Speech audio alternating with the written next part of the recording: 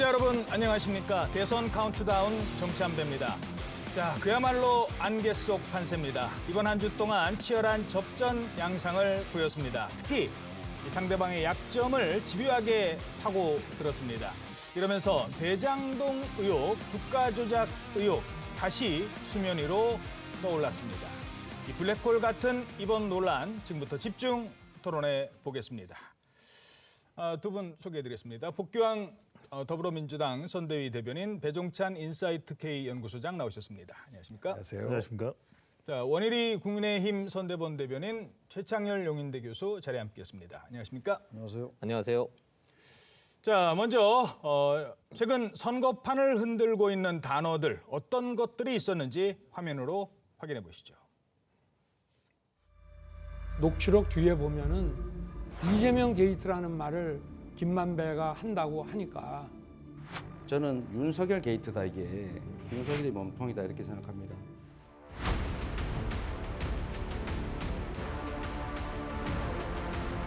누군가는 법을 어겨가면서 주가 조작이나 하고 주가 조작에 참여한 사실은 없습니다.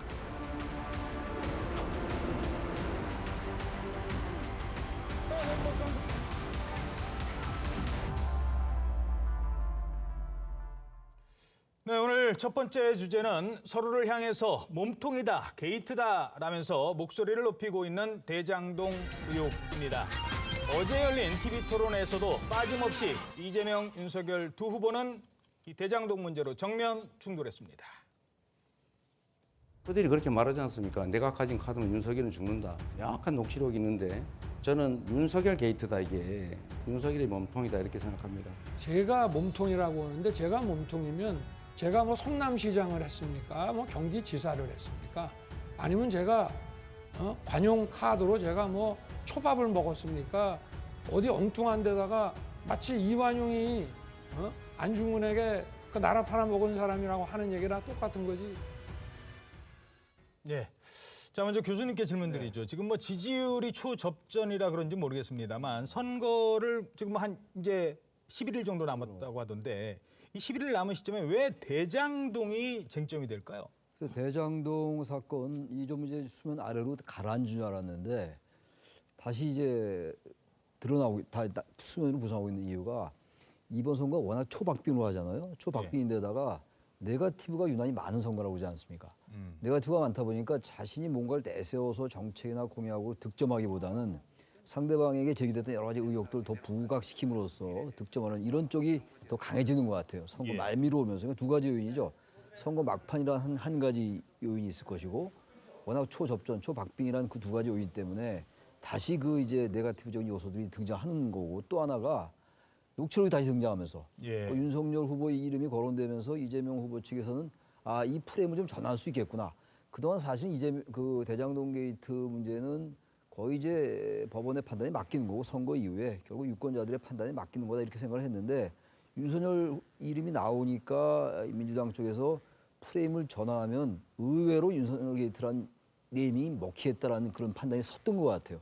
그러다 보니까 양측이 다시 대장동으로 맞붙은 게 아니냐 그런 분석이 가능합니다. 예. 자, 민주당 측에서 사실 이게 대장동 게이트가 이재명 후보한테 결코 유리한 그런 이슈가 아니었는데 지난번 그리고 어제 토론에서도 죽어라는 단어를 또 한 번 이 후보가 쓰셨습니다. 윤석열은 죽어 이런 단어를 계속 쓰면서 공세 전환을 하는 이유 그만큼 자신이 있다는 겁니까? 그렇습니다. 우선 그 대선 후보 토론회에서 계속해서 후보자가 직접 이 대장동이라든지 네거티브 의혹을 제기하고 어제 같은 경우는 사실 이제 배우자 부분까지도 들췄었는데 그런 부분이 계속 지속적으로 언급되는 것에 대해서 유감을 표하고 지난번 토론 때 이재명 후보가 그 판넬까지 들고 나와서 해명을 한 것은 이제는 우리가 이제 참을 만큼 참았고 그리고 객관적으로 그 전에는 그분이 누구입니까라는 그 프랭카드를 전국에 다 걸어서 마치 그분이 이재명 후보를 가리키고 있는 것 마냥 이야기를 했었는데 그 부분은 사실 그 이정수 지검장도 나와가지고 아니다 정치인 아니다라는 이야기까지 했음에도 불구하고 계속 몰아붙였단 말이에요. 그래서 불가피하게 해명을 할 수밖에 없는 상황이고 그리고 지난주와 이번 주 그 뭐 여론조사나 이런 것들을 보면 많이 좀 좁혀졌지 않습니까? 거의 박빙 상태로 가고 있는데 여기에 이제 두 가지 요인이 있다고 봐요. 하나는 지난주 같은 경우는 단일화라는 그늘 아래서 이재명 후보가 감춰져 있었고, 그리고 또 하나가 대장동에 대해서 약 뭐 30% 정도의 시청률이 나오는 자리에서 이재명 후보가 이런 사실이 있습니다. 윤석열 후보가 오히려 더 많이 연루돼 있습니다. 아버지 집권부터 시작해서 그리고 관련된 검찰 조사의 어떤 그 의혹이라든지 이런 것들까지도 이야기를 하면서 이제 어느 정도 대장동에 대해서는 우리 국민들이 이제 굉장히 헷갈리실 텐데 이재명 후보에게만 씌워진 이 프레임은 잘못된 것이다라고 해명이 되는 과정 아니었던가 싶고요. 저는 어제도 거의 뭐 9분가량을 다 소진하면서 오히려 안철수 후보한테까지도 대장동 또 뭐 그 배우자 의혹 이런 것들을 질문하는 걸 보고 우리 국민들께서 많이 좀 안타까웠을 것 같고, 이런 의혹 제기에 대해서 저는 뭐 3차 토론에서 또 나오지 않겠느냐라고 예측을 합니다만 우리 국민들은 별로 좋아하지 않을 것 같습니다. 예, 그 부분부터 다시 어제 뭐 윤석열 후보도 해명을 했습니다만 그 윤석열은 죽어라는 그 맥락이 뭔가를 잘못해서가 아니라 사법부에 밉보였다 지금 그렇게 주장을 하고 있거든요. 이제 악마의 편집이라는 게 바로 그런 건데요. 녹취록을 가지고 얘기를 하시니까 녹취록부터 시작을 하도록 하겠습니다. 이른바 김만배 녹취록이라는 게 나왔다는 거 아니겠어요? 거기에서 윤석이라는 이름이 나왔답니다. 그거를 딱 떼서 윤석열 죽어라는 녹취록이 있는 것을 근거로 해서 이것은 윤석열 게이트다. 선거판이니까 해명을 하셔도 좋습니다만은 해명이 아니라 거짓말을 하시면 안 되는 것이고, 악마의 편집으로 국민들을 호도하고 왜곡하는 것은 그것은 범죄 행위라는 것이 저희의 입장입니다. 설명을 드리겠습니다. 윤석열은 죽어. 정확하게 이렇게 돼 있습니다. 윤석열 영장 들어오면 죽어. 이렇게 돼 있어요. 전후 맥락 없이 그 얘기를 이재명 후보가 전 국민이 다 보시는 TV 토론에서 하신 겁니다. 그래서 저희가 봤습니다. 앞뒤 맥락이 도대체 뭐냐. 김만배 녹취록을 맥락을 이렇게 보면 양승태 대법원장은 참 되게 좋으신 분이야. 그런데 이분이 명예가 회복되지 않으면 법조에서 윤석열 검찰 쯔쯔쯔 그 다음에 나오는 것이 윤석열 영장 들어오면 죽어 이렇게 되어 있습니다. 국민 여러분 상식선에서 맥락을 놓고 보면 판사들 수사했죠. 윤석열 검찰이 그 당시에 사법농단 수사하느라고 판사들한테 미운털 박혔었습니다. 김만배는 그것을 얘기한 겁니다. 양승태 대법원장을 수사했기 때문에 판사들에게 미운털이 박힌 윤석열 검사가 영장을 청구하면 그 영장 죽어 가로 열고 닫고 기각돼 이런 맥락으로 보는 것이 상식이죠. 다 떼어내고 윤석열 죽어라는 녹취록이 나왔다는 이유로 윤석열 게이트다. 국민 여러분 믿기십니까? 2014년입니다. 대장동 사건. 결재권자, 설계권자, 인허가권자, 성남시장 이재명입니다. 윤석열 그때 좌천돼서 대구고검 검사로 가 있었습니다. 누구 겁니까 이게? 누가 잘못한 겁니까? 국민 여러분들 믿기십니까? 구속된 유동규 측근. 윤석열의 측근입니까? 이재명의 측근입니까? 이게 누구 게이트입니까? 그러니까 얼마나 악마의 편집이 돼 있는지는 제가 조목조목 다음에 설명을 드리겠습니다만은 이 대장동 게이트가 그분이 누구고 대장동 게이트의 몸통이 이재명 시장이라고 지목을 당하니까 느닷없이 부산저축은행을 끌고 들어왔습니다. 부산저축은행 2009년에서 2010년 사건입니다. 4년 전, 5년 전 사건이에요. 그게 원인이 돼서 대장동 사건이 터졌다는 게 이재명 후보의 논리입니다. 음주운전으로 사고를 낸 사람이 내 차를 만든 자동차 메이커가 이 차를 만들지 않았으면 나는 음주운전 사고를 일으키지 않을 것이었습니다라고 얘기하는 것과 뭐가 다릅니까? 이런 억지 주장을 가지고 이재명 게이트가 윤석열 게이트라고 몸통이 뒤바뀌어진 이 기가 막힌 상황입니다. 예, 반론 듣겠습니다. 그 판사들에 대한 수사를 해서 윤석열은 죽어라고 하는 것은 좀 어설픈 해명처럼 들리고요. 그 하나가 더 있습니다. 형이 가진 카드면 윤석열 죽어. 이것도 있어요. 그래서 그 형이 가진 카드가 뭐냐라고 봤을 때 사실상 부산저축은행에서 불법 대출을 받아서 그것이 종잣돈이 됐어요. 자본금과 뭐 투자금 이런 것들을 자꾸 혼동해서 말씀하시는데 그게 투자금의 시작입니다. 그래서 그 수사를 당시에 중수 이과장이었던 윤석열 검사가 했는데 봐준 거 아닙니까? 다른 부분에 대해서는 뭐 조사를 하고 그만 빼놓고 어제 TV 토론에서도 거짓말을 시키신 것이 일반 대출에 대해서는 기소 안 했다고 하셨어요. 수사도 안 했다고 하셨어요. 그런데 일반 대출권 2건 했어요. 기소했어요. 뭐 기억이 안 나서 그렇게 말씀하셨는지 모르겠습습니다만 그러면서도 이 대장동 건 관련해서는 뺐단 말입니다. 그래서 아마도 추측하건대 형이 가진 카드면 윤석열은 죽어라고 하는 것은 그 정모 씨라는 분과 그 브로커 조 씨 그리고 부산저축은행의 관계, 이 관계 속에서 그런 카드를 정모 씨가 갖고 있는 것 아닌가. 그래서 형이 가진 카드면 윤석열은 죽어라는 것과 그 두 가지가 있는데 하나만 해서 마치 정의로운 검사 생활하다 보니까 판사들한테 불이익 받는 것처럼 그렇게 해명하는 것은 우리 국민들을 속이는 것이라고 보고요. 대장동 관련해서 지금 아무리 누가 강력하게 주장을 해도 이제는 정치적으로밖에 이해하지 않습니다. 그래서 적어도 이제는 미래를 이야기할 대선 후보 토론회에서는 후보들은 그만 얘기했으면 좋겠다라는 생각을 다시 반복적으로 드립니다. 예, 재반론하시죠. 후보들이 그만 뭐 해야 되느냐 말아야 되느냐 뭐 선거 전략이 생긴 건 민주당에서 알아서 할 일이고 제가 지금 말씀드리는 거는 본질과 이런 구체적인 문제를 막 혼합해서 국민들을 헷갈리게 하시면 안 된다는 얘기예요. 지금 뭐 일반 대출이 어떻고 무슨 대출이 어떤데 수사가 어떻고 기소가 어떻고라고 얘기를 하시면은 국민 여러분들이 이 사건을 지금 이해를 하실 거냐 이겁니다. 정확하게 설명을 좀 하자고요. 대장동 사건은 2014년부터 15년 사이에 설계와 공모와 인허가가 이루어진 사건이에요. 부산저축은행 사건이라는 것은 부산저축은행에서 대출 브로커들이 장난쳐서 투자자들의 돈을 받아서 그거를 갚지 않았기 때문에 했었던 그냥 일반 사기 사건입니다. 거기서 검찰이 그 수사를 했어요. 무려 5년 전이에요. 80명이 기소가 됐습니다. 그리고 난 다음에 말씀하시는 조모 씨에 대한 그런 기소는 나중에 수원지검에서 5년 뒤에 봤더니 또 기소했더만요. 예. 자, 그렇다면은 4년 뒤에 대장동이라는 이 기획 자체가 이루어지지 않았던 시점에 부산저축은행 사건이 수사를 윤석열이 잘못해서 그것이 종잣돈이 돼서 5년 뒤에 대장동 사건의 씨앗이 됐다? 국민 여러분 이해가 되십니까? 이 상황이? 알겠습니다. 예. 하나만 더.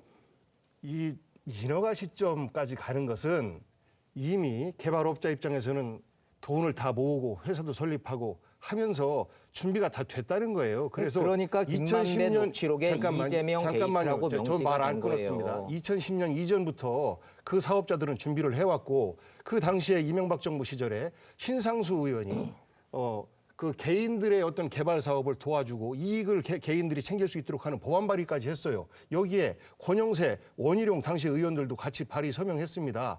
이런 것들이 결국은 개인 사업자들의 이익을 지켜주기 위한 정치적인 어떤 액션까지도 함께 따랐다라는 것들이 보여지는 것이고 그렇게 시작해서 최종 결론은 인허가가 그때 2014년, 15년 이때쯤으로 간 것이지 예. 그런 준비 행위 전혀 없이 한꺼번에 바로 인허가가 됩니까? 아니 그래서 2014년도에 대장동 사건이 설계가 됐던 그 상황에 대전고검의 좌천가 있는 검사 윤석열이 어떻게 무엇을 개입했었다는 얘기 이것이 그때 자 상황을 설명하시는 건 좋습니다만은 이재명 후보가 TV 토론에 나와서 이것은 이재명 게이트라고 하는 6글자가 김만배 녹취록에 분명히 나옴에도 불구하고 그것은 싹 숨기고 악마의 편집으로 윤석열 영장 들어오면 죽어라는 김만배의 녹취록을 근거로 해서 이것은 윤석열 게이트라라고 얘기를 하면 국민들이 그 당시에 그 대구 고검에 가 있던 검사 윤석열이 대장동을 설계해서 대장동 비리를 일으켰구나라고 믿으시겠느냐 이겁니다. 해명을 하고 억지를 해도 정도가 있는 것이지 예. 이거는 물타기가 아니라 게이트의 몸통을 통째로 바꿔치기를 하니까 저희가 기가 막혀서 드리는 말씀입니다. 국민들 속이는 말씀이시고요.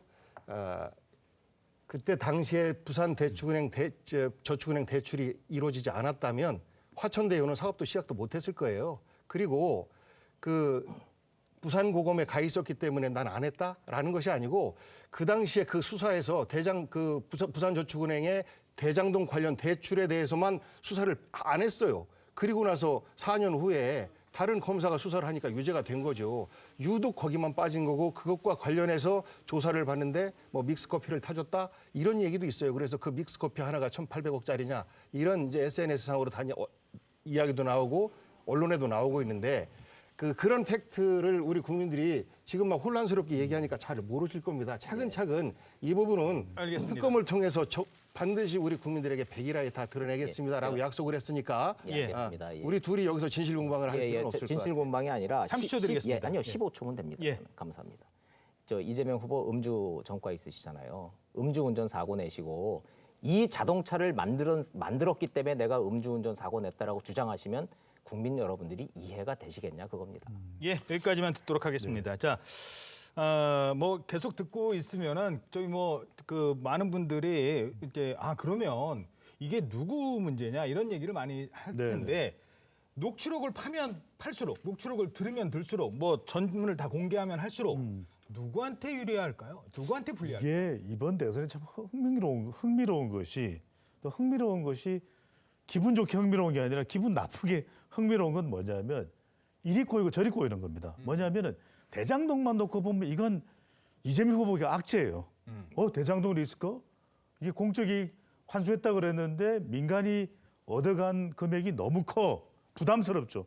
이걸로 계속해서 공세에 몰리는 것이거든요. 그러니까 이른바 그분 이야기까지도 나오기도 하고 이재명 후보에게 부담이 되는데 이번 대선의 특징이 시간이 점점 지나면 이 네거티브와 논란과 의혹이 독인, 객인, 피장, 파장, 점입 가격 현상이 일어나요. 그러니까 조금 이따가 소개를 해드릴 텐데 처음에는 당연히 이재명 게이트 같은데 그러니까 관련성으로 보면 근데 시간이 지나면서 윤석열 후보 게이트예요.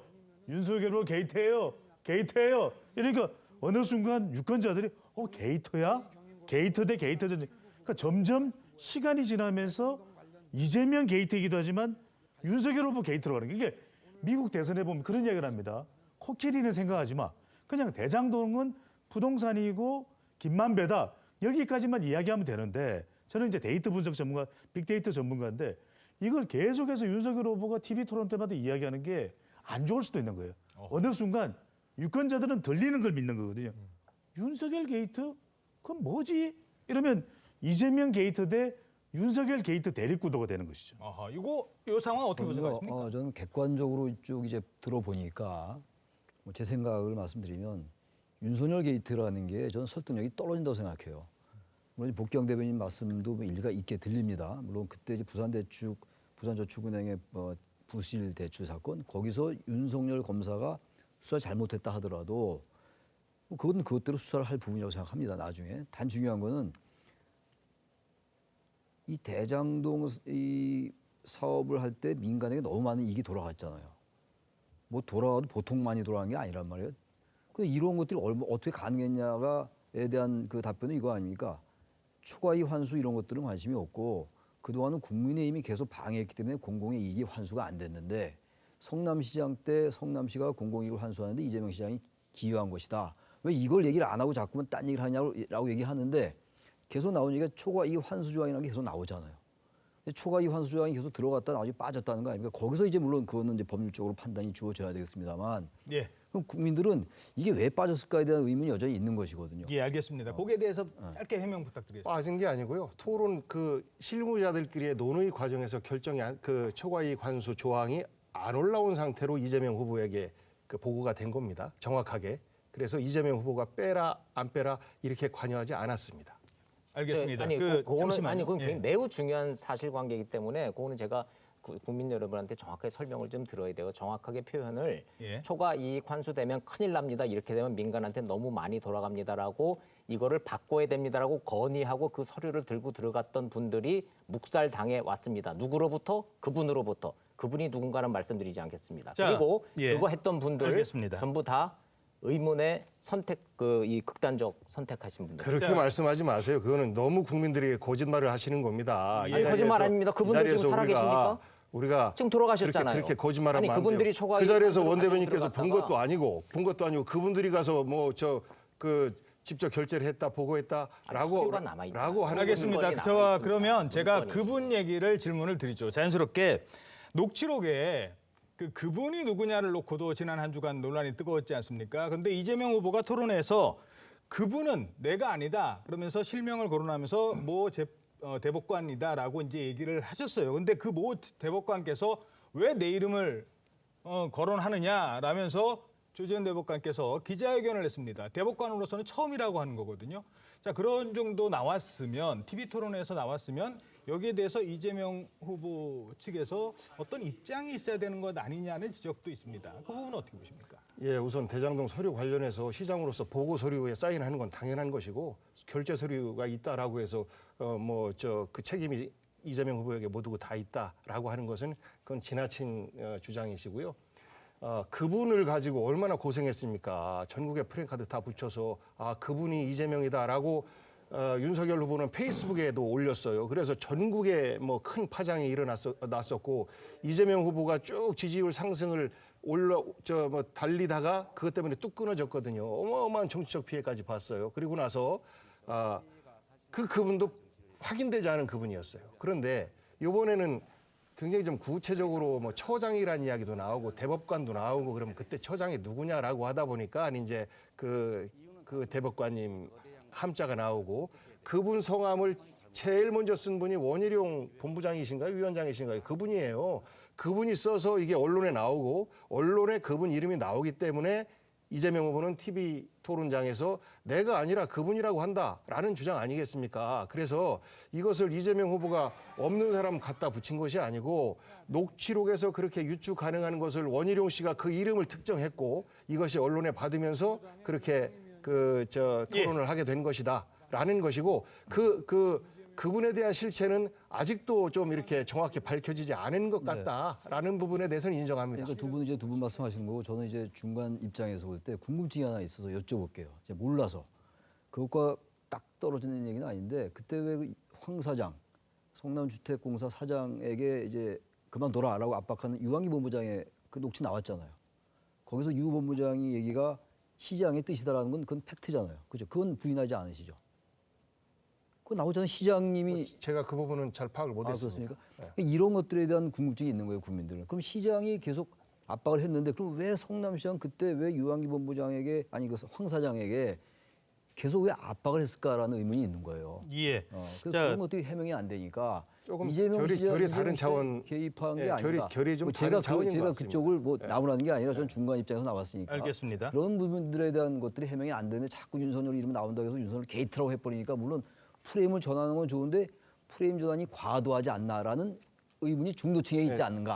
그 말씀 제가 드리는 사건 자체가 완전히 다른 건이에요. 이 부분은 아니, 다르지가 않은 게 직권 남용을 통해서 인사에 개입했느냐 안 했느냐가 물론 그런데 지금은 이제 수사가 마무리된 것이고 그 구조를 얼개를 이제 설계한 데 있어가지고 이 사람이 이 황 사장이 그 방해가 되니까 제거를 한 게 아닌가라는 의문을 국민의힘 측에서는 품을 수가 있는 거다. 오늘 주제와는 조금 좀 다를 다른 수도 거죠. 있기 때문에 제가 이 질문을 드리죠.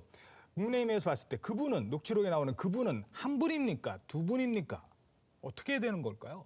국민의힘의 입장에서요. 예. 당연히 한 분이죠. 온 국민이 그분은 이재명 후보라고 지금들 믿고 계시고 의심하고 계시니까 그분은 이재명 후보가 맞다라는 게 녹취록의 전체 맥락에서 보면 맞는 겁니다. 그런데 전 국민이 시청하고 계시는 TV 토론에서 이재명 후보가 느닷없이 조재현 대법관이 그분이다라고 실명을 거론을 하시는 바람에 지목당하신 조재현 대법관이 법적으로 조치를 하신다고 그러고 이거는 인격살인이고 사법부에 대한 모독이고 명예훼손이니까 법적으로 대응을 하시겠죠. 그러니까 뭐 또 어제 토론에서는 또 자기는 실명하지 얘기를 하지 않았다고 말을 살짝 바꾸셨는데 그건 중요한 게 아닌 것이고 그거는 조재현 대법관과 그거를 공개 실명을 거론한 이재명 후보 두 분 사이의 문제인 것이고 중요한 거 그분이 누구냐는 게 지금 핵심 아니겠습니까? 그분이 자 그분이 왜 등장을 했냐 하면 5,400억의 어마어마한 이 수익을 남긴 김만배 일당이 모여서 노래방에 모여서 얘기를 합니다. 그게 녹취가 됐습니다.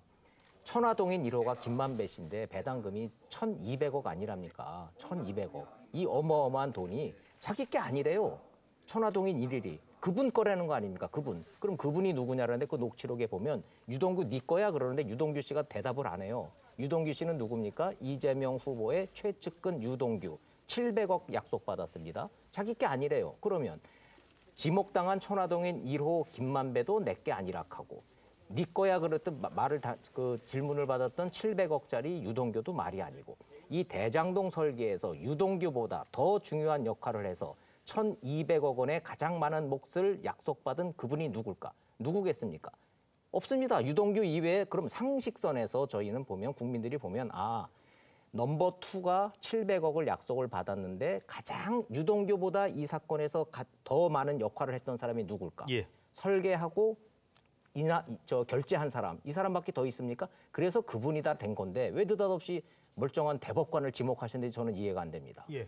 그러니까 이제 앞으로 민관 합동의 도시개발 방식은 불가능하겠다라는 생각을 해요. 대장동 게이트가 발생을 해서. 그래서 민간들이 그냥 개발해서 민간들이 돈 벌어가게 해주면 되겠다. 초과 이익 환수에 관한 법률을 민주당에서 제안했습니다마는 아직은 국민의힘에서 그걸 받지 않고 있고, 그리고 2009년도에 김만배 씨를 비롯해서 화천대유 이 사람들이 그 민간 개발을 하려고 할 때 이것을 법률로서 지켜주려고 했었고, 이재명 후보가 잘못한 것은 100% 공공개발을 관철시키지 못한 것 유일하게 그거 하나입니다. 그거에 대해서는 제가 다 지키지 못해서 죄송합니다라고 하는데 지키지 못할 수밖에 없었던 그런 상황이 있는 거 아니겠습니까? 그리고 아까 녹취록과 관련해서 본인에게 유리한 부분만 말씀하세요. 불리한 부분도 있지 않습니까? 윤석열은 죽어. 이 카드면 죽어. 이거 제가 그리고 말씀드렸잖아요. 문화와 문맥이 안 관련해서 맞고 맥락상 아니라고 저는 말씀을 말씀 드렸잖아요. 안 끊었어요. 말씀 안 끊었어요. 예. 그 아버지 집을 사는 듯한 정황도 있지 않습니까? 회사에 이사로 등재시켜서 뭐 1억, 2억 주면 되겠습니다. 뭐 아니 내가 현찰로 많이 빼서 줘야 되겠네 누나한테. 이런 것들이 결국 유추해 보면 윤석열 씨 아버님 집을 사기 위한 모의 아닌가라는 것들이 추정이 돼요. 그래서 지금 녹취록을 가지고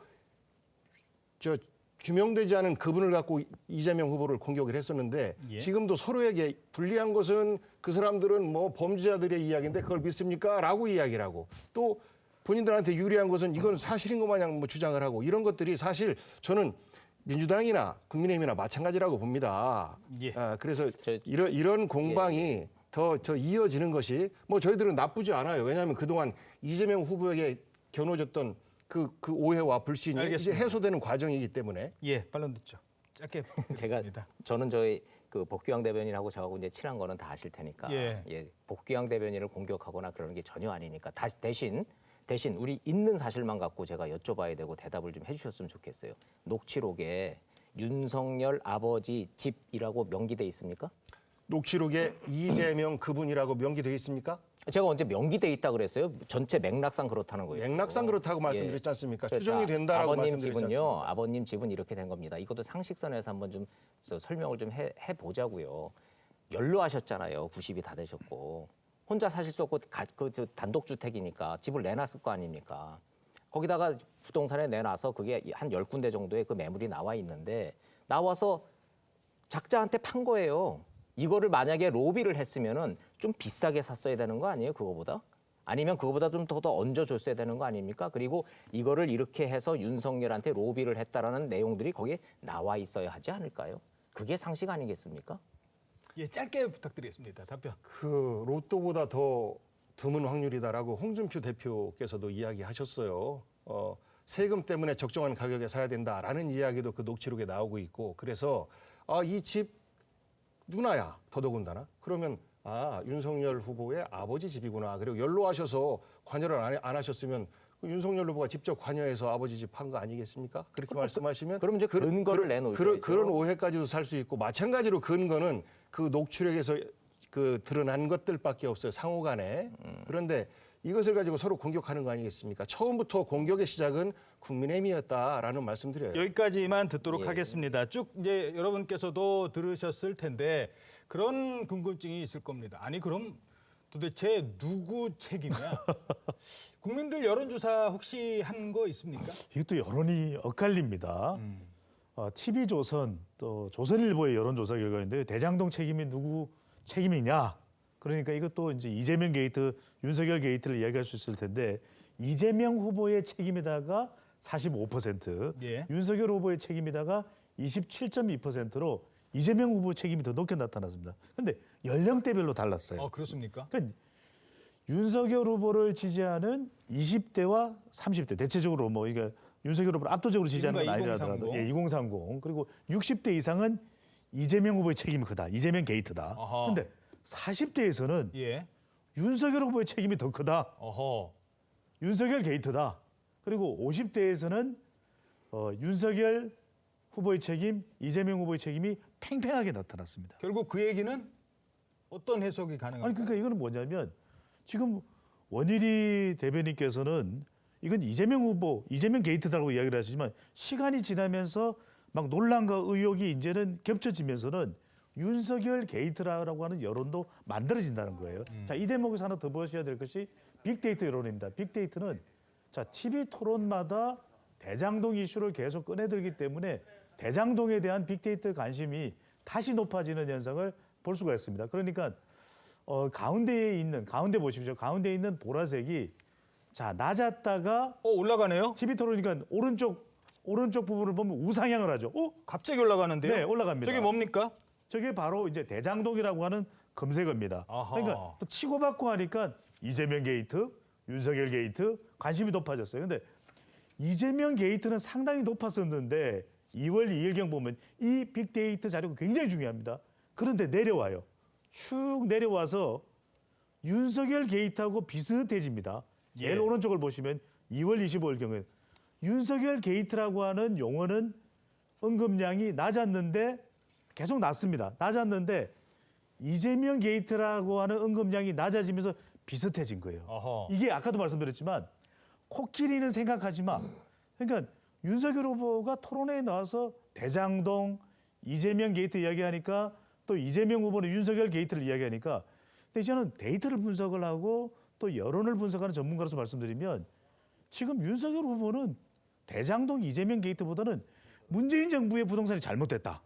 문재인 정부의 부동산을 바꾸기 위해서는 정권 교체가 아니면 안 된다. 이걸 강조하는 것이 사실 최선의 전략인데 아젠다 세팅의 문제. 그러니까요.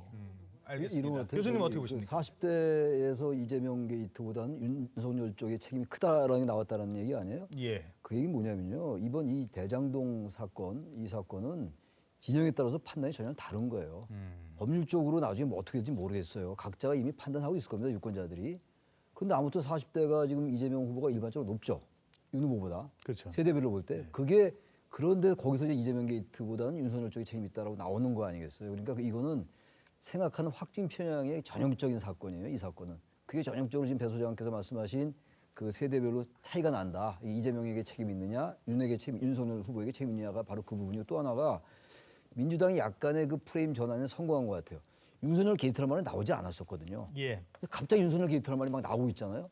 그러니까 제가 볼 때 아주 객관적으로 볼 때 이 프레임 전환에 민주당이 대단히 능한 건 맞는 것 같아요. 사실 이재명 시장 때 일어난 일들이거든요. 어제 토론회 때 윤 후보가 그런 일을 하잖아요. 근데 윤석열 게이트와 이재명 게이트가 같이 가고 있는 거.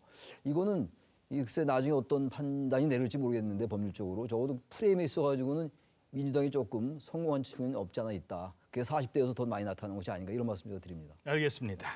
자, 쭉 들으신 것처럼 지금 양강 주자의 지지율만큼이나 제기되는 의혹들도 혼란스럽습니다. 지지하는 계층에 따라서 뭐 아주 과학적인 건 아닙니다만 지금까지 여론으로 봐서는 내가 지지하는 사람이 이번 게이트에서 자유로울 것이다라고 생각하는 분들이 많은 것 같습니다. 대선까지 남은 11일 동안에도 양측의 의혹 제기에 대해서 살펴보도록 하죠. 시간 관계상 바로 질문 드리겠습니다. 지금 녹취록만 봐도요. 지금 민주당에서는 이거는 이재명 후보의 문제가 아니라 윤석열 게이트다라고 얘기를 하고 있습니다.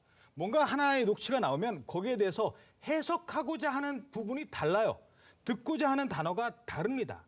이른바 양측이 자기한테 유리한 것만 부각시키는 거거든요. 아전인수라는 표현을 제가 쓰겠습니다. 중간자적 입장에서 봤을 때는 그렇게도 보인다는 건데. 일단 배종찬 의원께서 어떻게 보십니까? 이 소장. 바로 그렇습니다. 이번 대선이 전형적인 그런 모습을 보이고 있는데 그래서 이제 유권자들은 비호감이라는 이야기를 할 수밖에 없는 거죠. 대장동도 그렇고 게이트가 이렇게 많이 등장한 선거도 없었을 거예요. 배우자를 했을 거예요. 지금 후보들 배우자나 아예 등판조차 못하고 있는 상황입니다.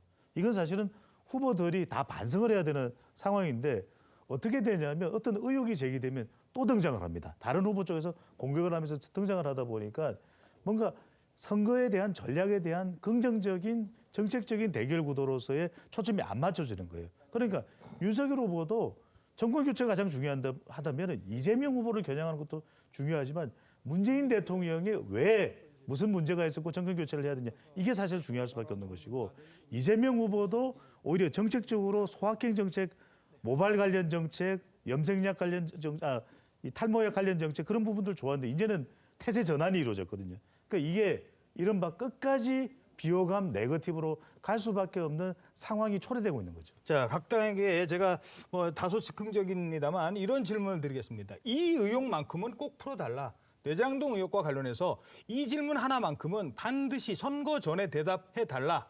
그게 거짓말인지 아닌지 그 거짓말 여부는 선거가 끝나고 나서라도 꼭 듣고 싶다. 뭐 그런 의혹이 만약에 있다면 어떤 건지 혹시 저 문제 할까요? 예 어떤 겁니까? 3분 돌아가셨잖아요. 예.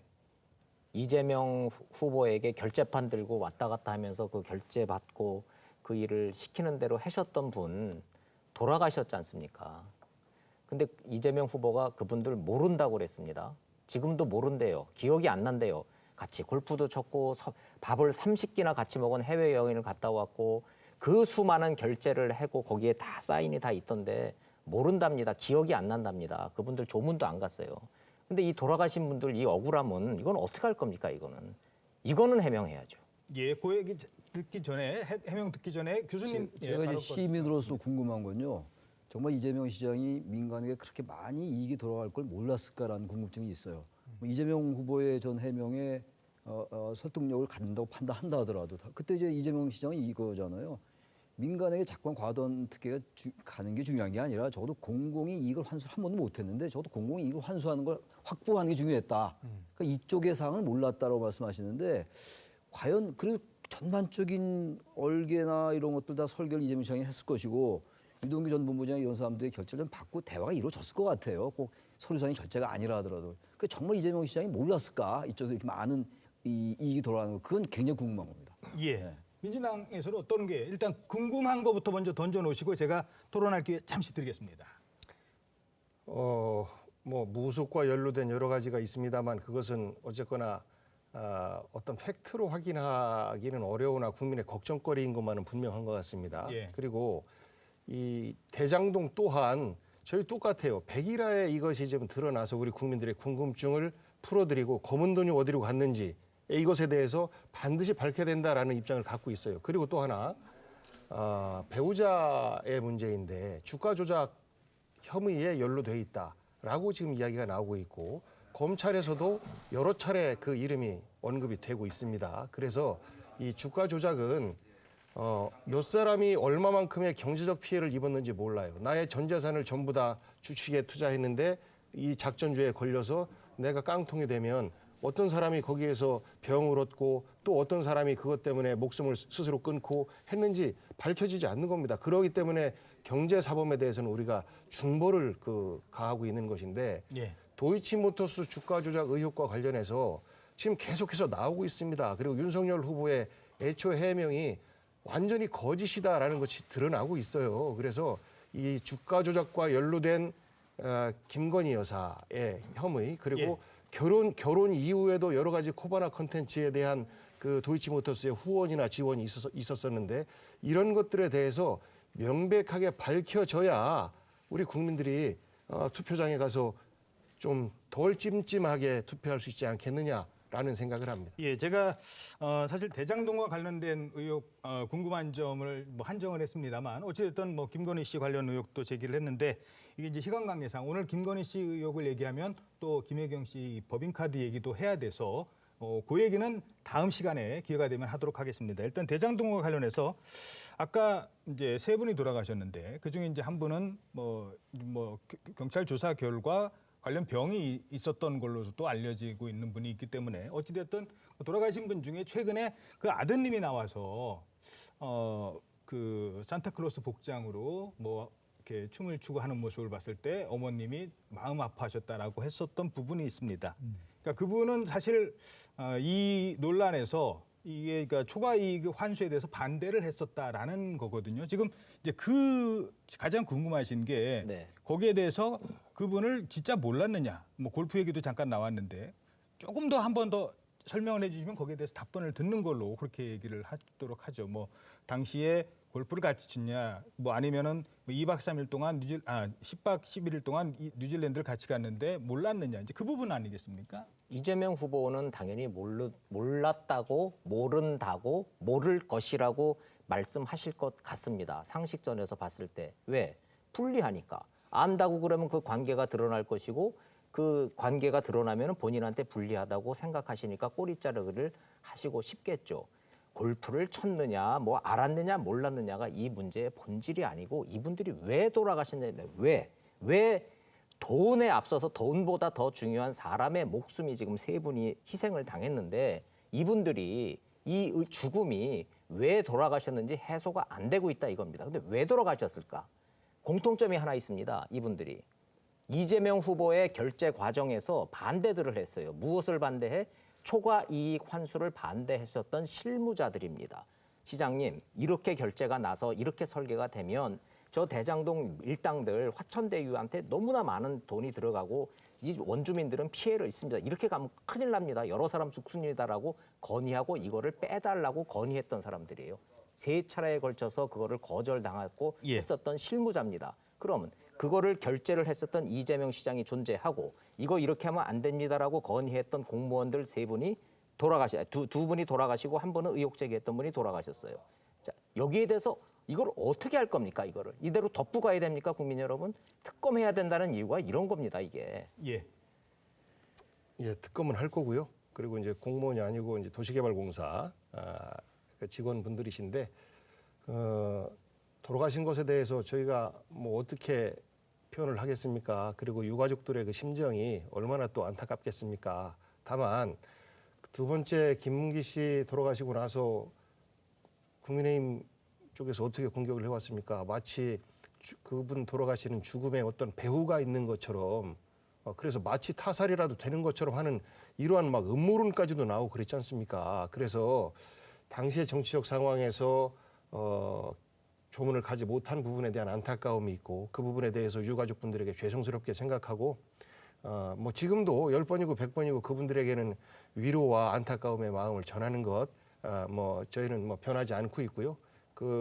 그때 뭐 산타크로스 복장을 하고 춤을 췄다라고 하는 것은 이미 현재 대선 일정이 진행되고 있고 그로부터 며칠 전에 녹화를 해놨다는 것이라 그날 그렇게 그 춤을 추고 그런 것은 아니다. 다만 유가족분들께서는 그것을 보고도 많이 마음이 아프셨을 것이다라는 데에서는 저희들도 위로의 말씀을 전하고 이 말씀에 대해서는 또 다른 첨언을 드리고 싶지는 않습니다. 예, 그러니까 뭐 그 논란이 됐던 거는 방송이 그날 나갈 줄은 모르시고 이제 일정 중에 하나로 뭐 크리스마스 이브 행사를 했던 거군요. 크리스마스 행사를 한 게 아니고 그 녹화된 영상이 크리스마스이기 때문에 나간 거지요. 그날 그렇게 옷을 입고 한 것이 아니고 이미 그 녹화는 한 4, 5일 전에 마친 것이고 선거 일정으로 크리스마스에 맞춰서 대국민 메시지로 해서 나갔다라는 말씀드립니다. 죄송합니다만은 본질이 아닌 문제를 가지고 저희가 시간을 낭비하고 있다고 생각을 합니다. 조문을 갔느냐 안 갔느냐, 크리스마스 날 빨간 옷을 입고 춤을 췄느냐 안 췄느냐, 그 녹화 시점이 조문 전이냐 후냐 중요치 않다고 제가 말씀드렸지 않습니까? 사람이 죽었고 돌아가셨는데 그분들이 공통점이 있다는 거 아니겠습니까? 이대로 가면 너무나 많은 이익이 민간업자들한테 가니까 이렇게 하면 안 됩니다. 이거 건의했던 공무원들이 의문의 죽음을 당했는데 당한 것이 아닌지 그거는 그 사인에 관한 문제니까 본질적 문제가 아닌 것이고 이분들이 건의하려고 했었던 거 이렇게 대장동 설계 가면 안 됩니다라고 건의를 했고 이렇게 해라고 지시를 했던 이재명 시장이 존재하는 그 관계에서 왜 유독 이분들만 돌아가셨느냐 이겁니다. 검찰 수사 관계에서 왜 모든 책임을 이분들한테만 떠넘기려고 했던가. 그리고 왜 결재판을 들고 왔다 갔다 했던 이재명 후보가 이들을 모를 리가 없는데 왜 지금 이 순간에도 모르는 하위 직급이라고 하고 계시는가. 그럼에도 불구하고 이분들이 돌아가신 분들이 결재판 들고 그 대구 고검까지 가서 윤석열 후보한테 결재 받았습니까? 성남시장한테 가서 결재 받은 거 아니겠습니까? 이런 상황에서 이거를 윤석열 게이트로 몸통을 바꿔치기 하려고 하는 이 시도 이게 얼마나 기가 막힌 사건이고 아무리 선거래도 진실은 이렇게 가려지면 안 되는 겁니다. 사람이 3명이 죽었습니다. 알겠습니다. 윤석열 게이트라고 하는 것은 아까도 말씀드렸던 것처럼 화천대유의 종잣돈, 투자자본의 대출 이것이 첫 번째로 부산대축은행을 통해서 된 것이고 이것을 수사했던 그 당시에 윤석열 검사가 빼놨다, 봐줬다 이런 의혹이 있는 것이고 그 봐준 수사가 4년 후에 다른 검사에 의해서 수사해 보니까 이건 유죄더라. 그렇기 때문에 이건 봐준 것이 명확하다라는 의혹이 있어서 이 사건의 시작이 윤석열 당시 검사의 봐주기 수사부터 시작해서 화천대유가 투자 알겠습니다. 유치에 성공한 거 아니냐라는 것이고 결제판을 들고 다니면서 뭐 본인이 직접 시장실 왔다 갔다 하고 그런 걸 마치 보신 것처럼 그러시면 안 되고요. 그분들 돌아가신 것도 죽음을 당했다라고 표현을 했지 않습니까? 그때 당시에도 그런 표현들을 많이 했었어요. 그러니까 그렇게 의혹을 자꾸 부풀리게 하는 것 또한 저는 옳은 자세가 아니다. 이것을 또 달리 이야기하면 윤석열 후보의 당시 검찰총장 시절에 피의자가 죽음을 선택하는 것은 막 검사가 무리하게 수사를 하다 보면 내가 더 잘못한 거 있나? 라고 그 선택을 하는 경우도 있다라는 말을 본인이 직접 했어요. 그래서 이것이 과연 검사의 무리한 수사 때문에 이분들께서 그런 선택을 하셨는가라는 의혹 또한 우리 국민들이 가지고 있다라는 말씀드립니다. 예, 논의를 좀 좁혀서요. 네네. 어떻게 보십니까?